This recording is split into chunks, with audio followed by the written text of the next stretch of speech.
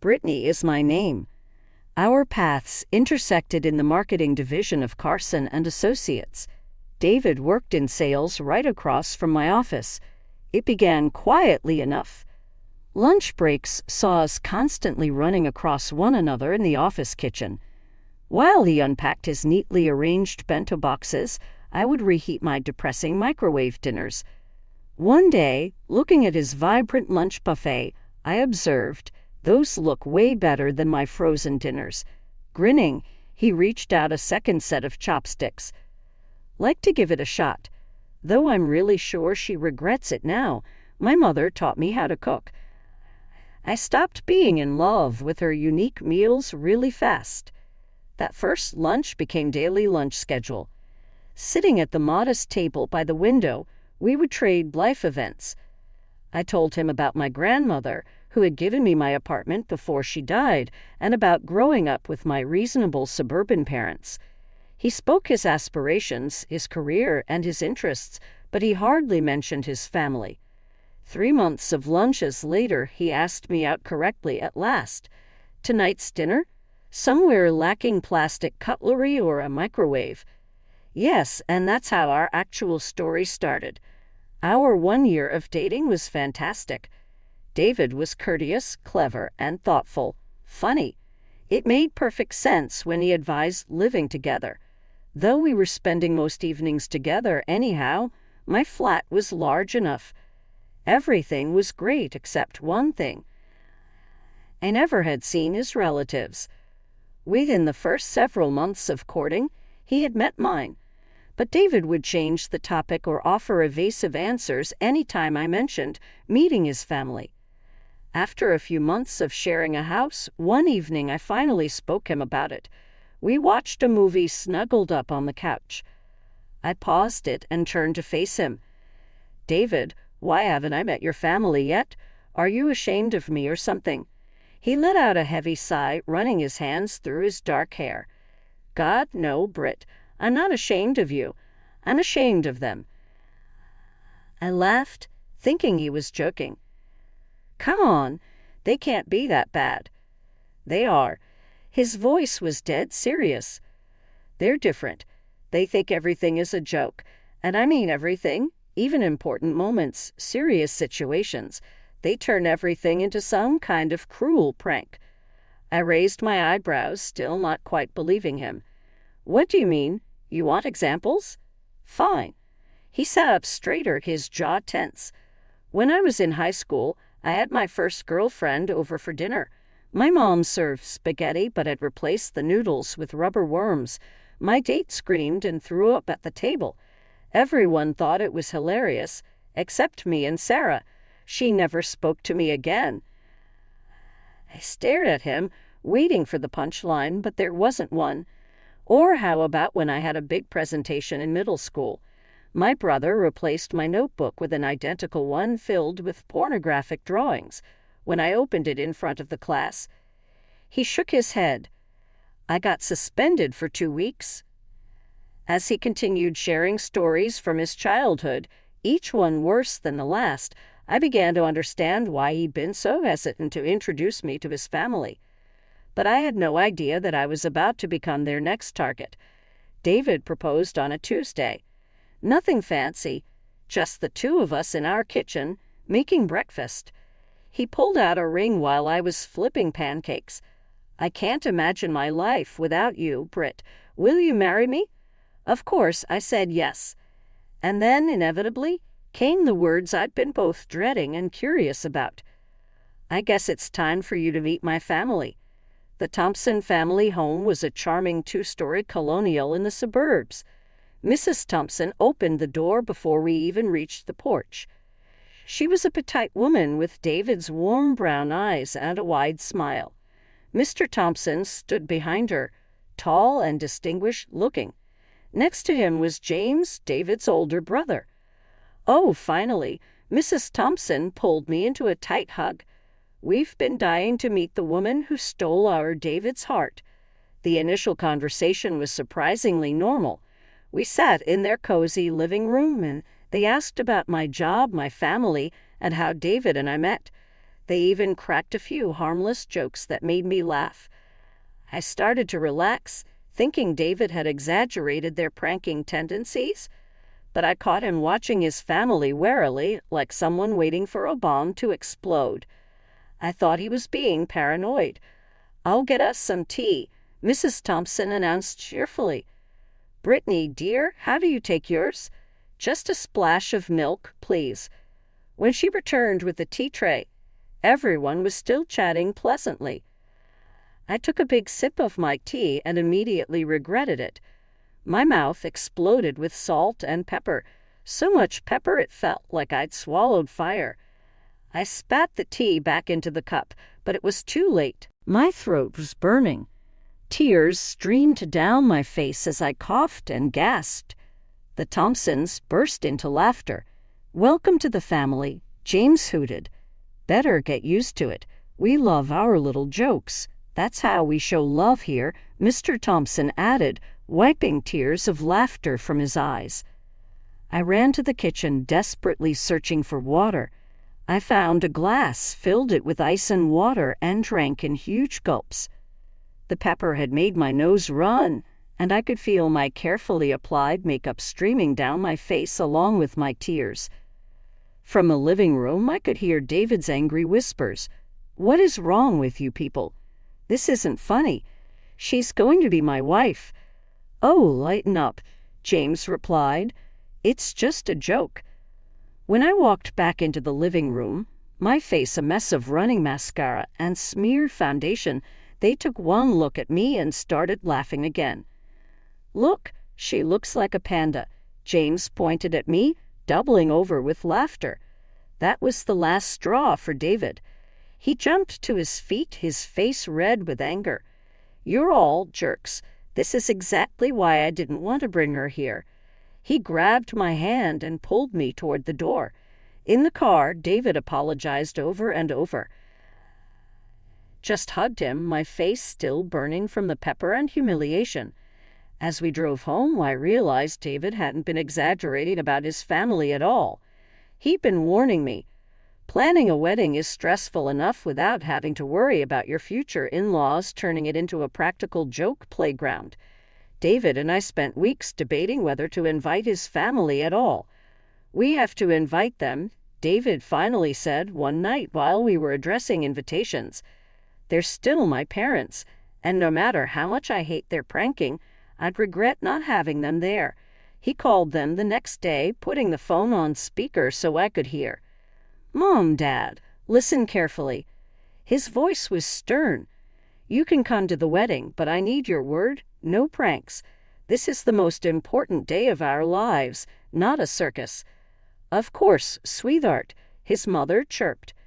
"We'll behave, I promise." The day of the wedding started perfectly. The ceremony was beautiful. During the reception, everything was going smoothly. David's family was actually behaving themselves, though I noticed David watching them like a hawk. Then came time for the cake cutting.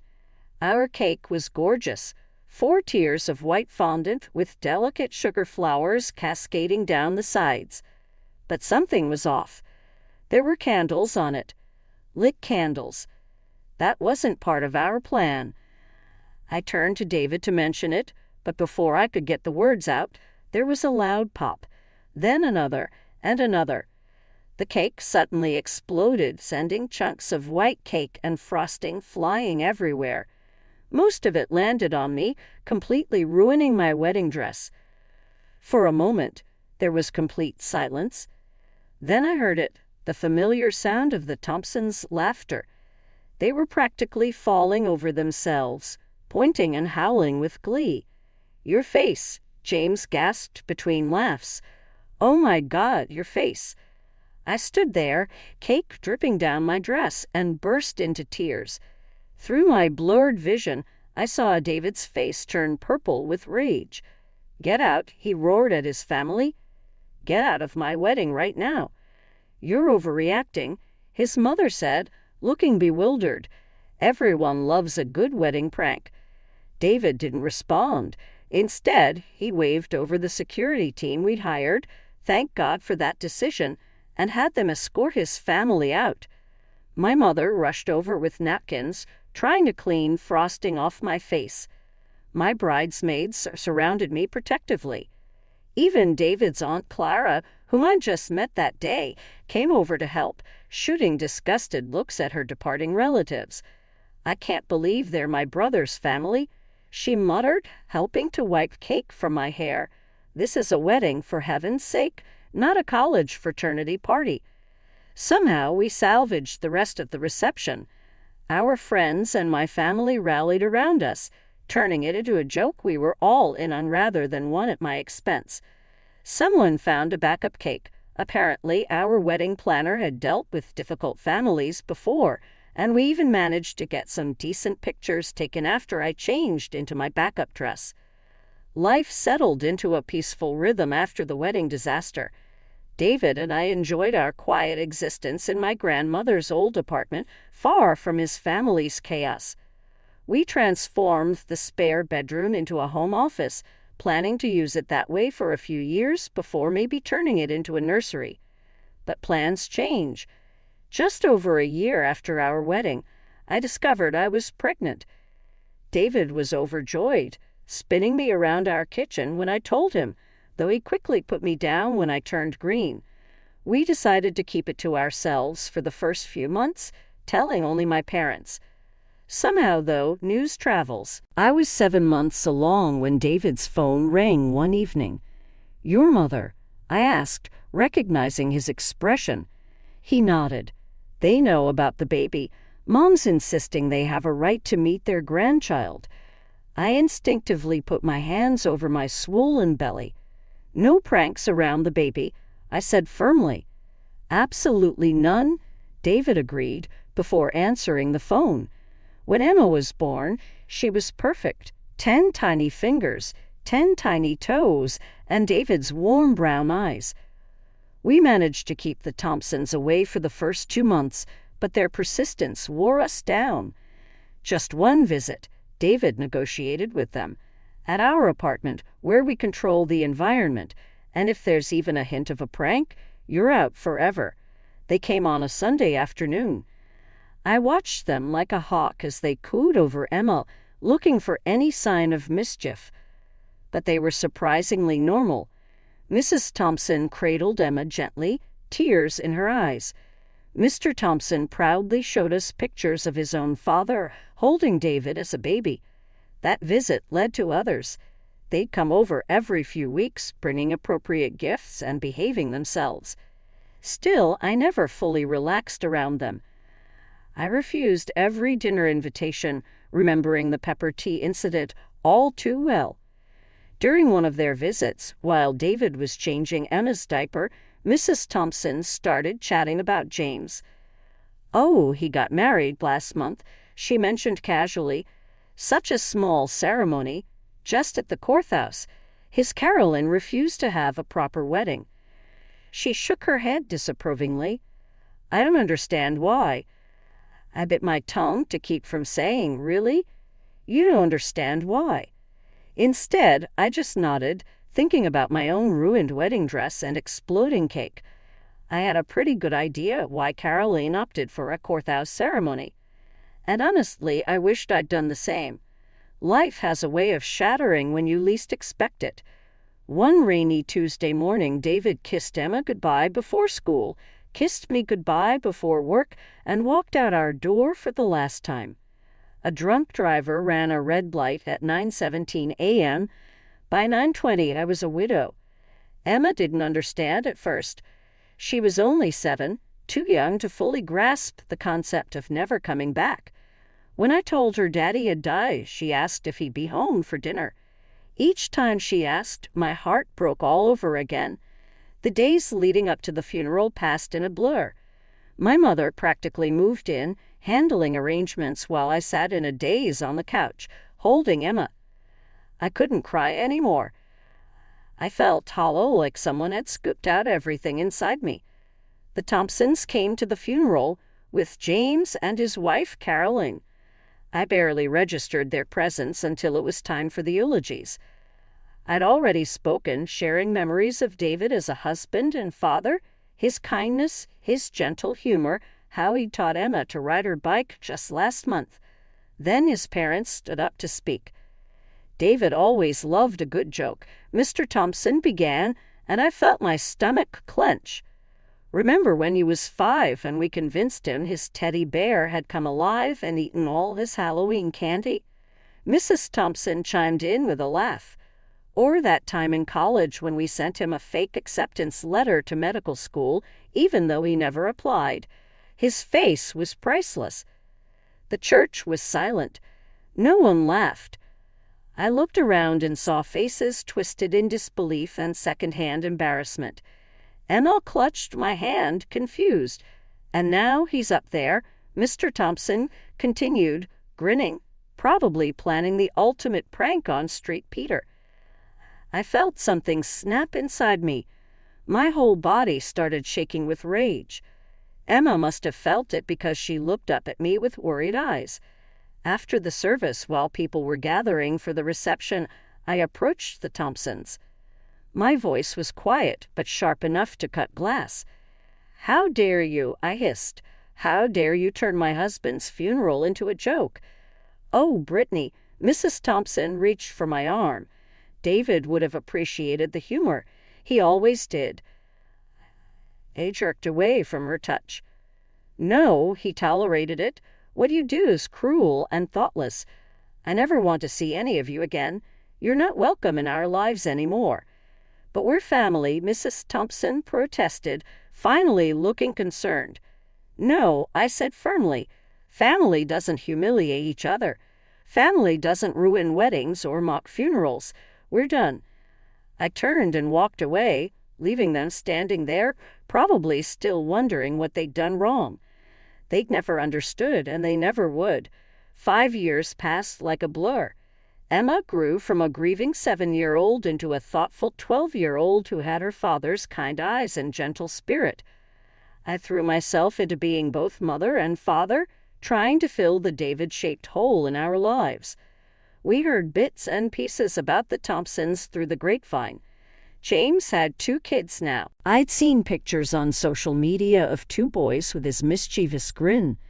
I always quickly scrolled past, determined to keep that chapter of our lives firmly closed. Sometimes Emma would ask about them, especially around holidays or when her friends talked about their grandparents. I never told her about the exploding wedding cake or the funeral jokes. She had enough complicated feelings about losing her dad without adding that mess to it. Then came the phone call 3 days before Christmas. "Brittany," Mrs. Thompson's voice was older, softer somehow. "Please don't hang up." I almost did anyway, but Emma was sitting next to me on the couch, working on her homework. She looked up, curious. "We miss Emma," Mrs. Thompson continued, "and you. Please, would you consider spending Christmas with us? The whole family will be there. James and Caroline, their boys. We'd love to see you both."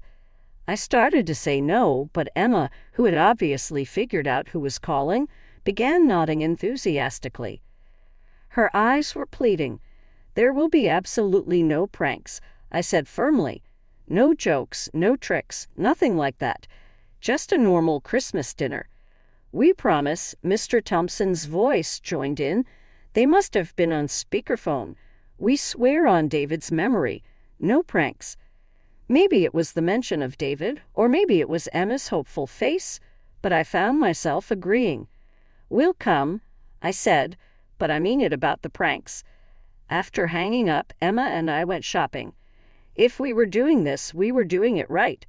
We picked out top-of-the-line kitchen appliances for the Thompsons, the latest tablet for James and Caroline, and the season's hottest toys for their boys. "Do you think Grandma and Grandpa got me something nice?" Emma asked as we wrapped the gifts. "I'm sure they did, sweetheart," I said, hoping I wasn't lying. "They've had 5 years to think about it." Emma threw herself into choosing wrapping paper and writing cards. I watched her excitement grow and prayed I wasn't making a horrible mistake by letting the Thompsons back into our lives. The Thompson house looked exactly the same as I remembered it, decorated with twinkling Christmas lights and a wreath on the door. Emma squeezed my hand as we walked up the path, our arms full of carefully wrapped presents. James and his family were already there when we arrived. His wife, Caroline, gave me a warm, almost apologetic smile as she helped us with our coats. Their boys, Mike and Tawny, hovered shyly behind their parents. The gift-giving started promisingly.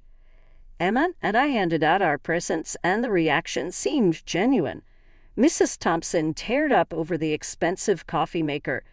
Mr. Thompson was thrilled with his new tablet, and the boys' faces lit up at their gaming consoles. Then came our turn. Mrs. Thompson handed Emma a wrapped box with a big smile, while Mr. Thompson passed me a similar one. Emma's fingers trembled slightly as she unwrapped hers, her first gift from her grandparents in 5 years. I'll never forget the look on her face when she opened that box. Inside was a plastic toy designed to look like dog poop, along with some clearly marked down items from a clearance bin. Emma's lower lip quivered as she stared at the contents. The laughter started immediately. Mr. Thompson and James were practically howling, and even the boys joined in, pointing at Emma's face. "Oh my God, look at them!" James gasped between laughs.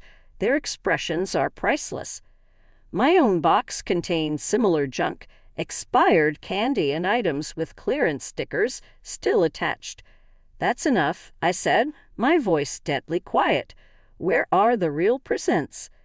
Mrs. Thompson wiped tears of laughter from her eyes. "What do you mean?" "Those are the presents. You can't be serious." I looked at each of them. "You haven't seen your granddaughter in 5 years, and you give her fake dog poop as a Christmas present." They exchanged confused looks. "It's funny," Mr. Thompson insisted. "Come on, Brittany, learn to take a joke." I watched a tear roll down Emma's cheek, and something snapped inside me. Without a word, I stood up and walked over to Mike and Tawny. "I'm sorry, boys," I said, taking back the gaming consoles, "but these are going back to the store." "Mom," they wailed as I moved on to James and Caroline, collecting the tablet and other gifts. "Brittany, this is cruel," Mrs. Thompson protested as I took back their presents, too. "Cruel?" I turned on her. "You gave a 12-year-old girl who lost her father fake dog poop for Christmas, and you're calling me cruel." "It was just a joke," James started, but I cut him off. "We're leaving. Emma, get your coat." The drive home was quiet. Emma stared out the window, clutching her empty gift bag. "I'm sorry, sweetheart," I finally said. "I really thought they changed." "It's okay, Mom," she replied softly. "Can we watch Christmas movies and make hot chocolate when we get home?" "Of course we can. We'll have our own Christmas, just us two." And that's exactly what we did. We spent the rest of Christmas Day in our pajamas, watching holiday movies, baking cookies, and trying to forget about the Thompsons and their idea of humor.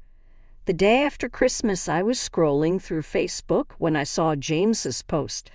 "Terrible Christmas yesterday. My sister-in-law showed her true colors, cruelly taking back Christmas presents from my crying children. Some people just don't understand family traditions and humor. My poor boys were heartbroken. Bad aunt ruined Christmas." The comments flooded in immediately. "How horrible. What kind of person takes presents from children?" "She sounds toxic." My hands were shaking as I typed my response. "Let me tell you what really happened at Christmas yesterday. You want to talk about cruel? Let me tell you about your family traditions. After 5 years of no contact, your parents gave their only granddaughter, a 12-year-old girl who lost her father, a toy that mimics dog feces as a Christmas present. They gave me clearance bin items with price tags still attached. Then they laughed at our pain. But this isn't new behavior. Let me tell you all about my wedding day, where they rigged our wedding cake to explode in my face, or about my husband's funeral, where they thought it was appropriate to turn their son's eulogy into a stand-up comedy routine about pranking him as a child. You want to talk about toxic family traditions? Let's talk. I hit post and waited. Within minutes, other relatives started chiming in. Oh God, remember Cousin Sarah's graduation? They replaced her diploma with a joke certificate during the photo op. They put laxatives in the punch at my baby shower. They ruined my son's bar mitzvah with that trick Torah scroll. The tide turned quickly.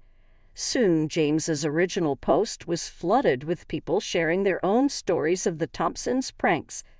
Caroline, James's wife, even liked several of the comments. The phone calls started that evening. First, James, Brittany, I never thought about it like that. Reading everyone's stories. God, we've been awful, haven't we? Then Mr. and Mrs. Thompson. We never meant to hurt anyone, Mrs. Thompson said, her voice shaking. We thought everyone was laughing with us. We thought it was all in good fun. We've always been this way, Mr. Thompson added. It's how we show love, but maybe we've been showing it wrong. I took a deep breath. You have to understand, your pranks aren't funny. They're cruel. They hurt people. They hurt your granddaughter. We see that now, Mrs. Thompson whispered. Can you ever forgive us? I don't know, I answered honestly. I'm glad you're finally realizing how your behavior affects others, but I can't just forget everything that's happened. 2 days later, a delivery truck brought a large package. Inside was the latest iPhone, the exact one Emma had been dreaming about, along with a heartfelt letter of apology from her grandparents. Along with a note saying everyone deserves a true Christmas, I returned James's boys' game consoles. 6 months later, now, we have a wary peace. We get together sometimes for lunch or coffee at neutral venues. The Thompsons are working, very sincerely, to change. There are no more jokes now. There are no more nasty jokes. Sometimes Emma video chats with her cousins, and I've seen real regret in the eyes of my in-laws. David would be pleased with this development, I suppose. Someday he hoped his family would understand. Perhaps then they do at last.